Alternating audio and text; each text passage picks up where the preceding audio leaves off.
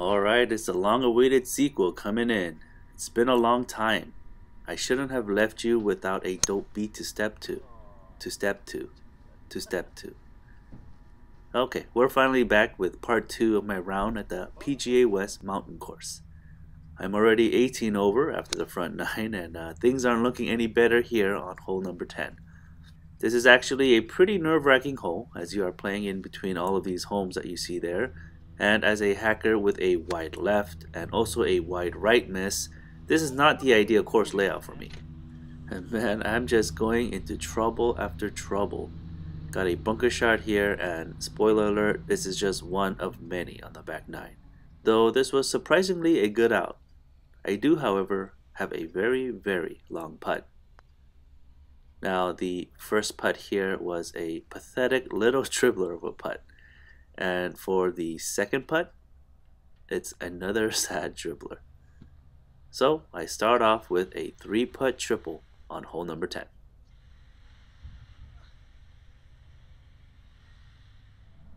Hole number 11, teeing it up between all these homes again. Quite a nervous sight. Hitting my 4 hybrid because there is no way on earth I'm hitting driver here. I hit my tee shot straight into the air, but at least it went straight. Still have 200 yards to go to the green. I hit a pretty great shot with my 5-iron. I was hoping I could land it right in front of the green and have it roll on, but instead it rolls right into the bunker. Contending with the sand again, hoping for an up and down, but that's just asking way too much. And I got a hit out of the sand once more. Don't want to repeat my previous mistake, so I swing more confidently through the sand and it flies past the pin. Setting up for a long putt back up the green for a bogey. And it's actually a pretty good putt. Really happy with that. I go ahead and pick up and take a double for hole number 11.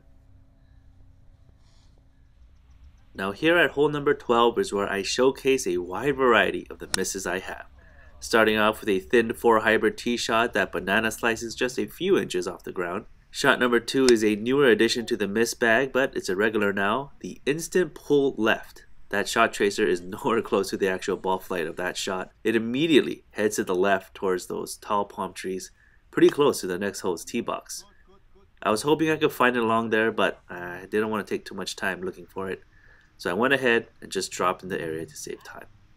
And my putting woes just continues on here at the mountain course. I know I'm not the best putter, but I distinctly remember having zero confidence in my putts that day. And it shows. And so I 3-putt yet again for the triple. Now on to a par 3, I club up to a 7-iron and I flush this shot dead straight. Now those are the shots that keep you coming back. Unfortunately, it was too much club and I end up in the rough past the green. Now to touch on what I said earlier about having zero confidence in my putts that day, I just remember my putts feeling like the ball was coming off the face wrong. Rewatching my recordings here, one glaring thing I'm noticing, and it's not just my putts, but my feet are aligned way off from what I'm aiming at. I'll bring it up again in my later shots, but I think that might account for a lot of my bad putts. My feet are aligned off my target, and my putting stroke has to come in from an awkward path, giving my ball no chance to be on line. Now the scenery at the mountain course really is something, and it's so aptly named. Perhaps a bit too on the nose, but yeah, it is beautiful. A lot of these backdrops look straight out of Tatooine. If you look close enough, you could even spot some Tusken Raiders walking in a single file. Another thing to mention, on the holes right next to the mountains, like this one, the acoustics are just amazing. The sound of your shots are so loud and it echoes a bit. It's so cool. Makes you feel like you've hit it further than you actually did. And would you look at that, a beautiful up and down to save par. Finally got a putt to drop. Hole 15 is a 502-yard par 5. Now I keep the driver in the bag. In fact, he's done for the day. 4 hybrid off the tee and it finds the fairway. Now this is a good example of my bad feet alignment. You can see that they are aimed way right and my club path doesn't follow my alignment at all. I still somehow managed to hit it well there, but this is something I definitely need to work on. Now using a gap wedge here for my 100-yard approach, take a big chunk out of the earth and thought it was a bad shot. But much to my relief, it ended up being pin high. I used that correctly again, right? Finally, a green in regulation and a chance at birdie. I put a confident stroke on that putt, but I end up just a bit short. Super happy to tap in for back-to-back pars.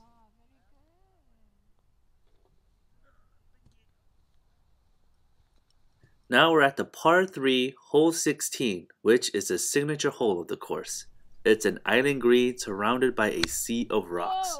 So obviously the one thing you don't want to do is to be short. But I do exactly that by chunking my 8-iron. So I gotta use the drop zone here, which is about 60-ish yards away. I excavate the drop zone area, but manage to get on the green. Here is another example of my feet alignment being way off. Look at where my feet are aimed, and then the path of my putter. The misalignment of my feet and the speed is a recipe for a disastrous putting day. After 2 pars in a row, I'm back to old habits and make a double on the signature hole. Hole 17 is a 412-yard par 4, got another huge strip of bunker on the left. I desperately try to avoid it, but I lock in like a homing missile and head straight for it. Hitting 6-iron out of the fairway bunker for maximum distance, but it doesn't go very far. I go ahead and follow up that bad bunker shot with an even worse approach shot with my wedge, sailing it high and way right onto the mountains.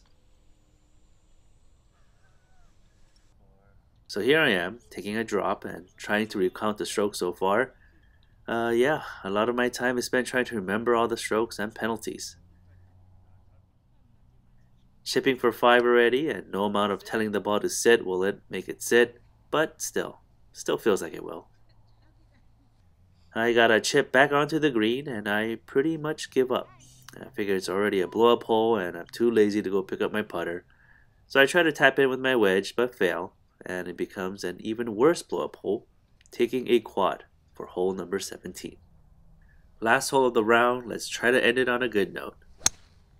I hit my 4 hybrid a little fat and push it to the right. It doesn't go very far and it launches straight up, but it ends up in a decent spot. Now this shot with my 5-iron is contending for best shot of the day. It felt great off the face and it ends up going about 200 total yards.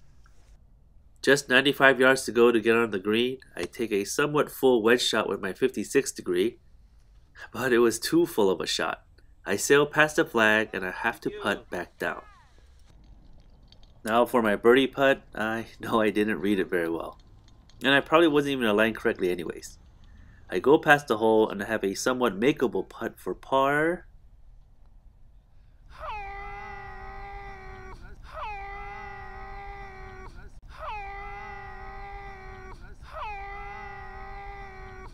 Unfortunate.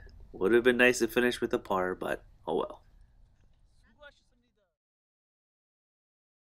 So that concludes my round at PGA West Mountain Course.